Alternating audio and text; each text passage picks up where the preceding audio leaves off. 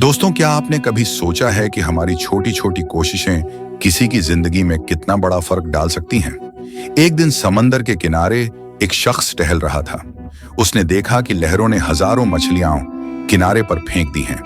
धूप तेज थी और वो मछलियां तड़प तड़प कर जान दे रही थीं। थोड़ी दूर एक और शख्स झुक झुक कर मछलियां उठाता और उन्हें वापस समंदर में फेंकता जा रहा था। पहला शख्स हैरानी से बोला, भाई, इतनी सारी मछलियां हैं, तू कितनी बचा पाएगा? इससे क्या फर्क पड़ेगा? वो मुस्कुरा दिया, जमीन से एक मछली उठाई और नरमी से समंदर में डाल दी। फिर सुकून भरी आवाज में बोला, इस मछली को तो फर्क पड़ा है।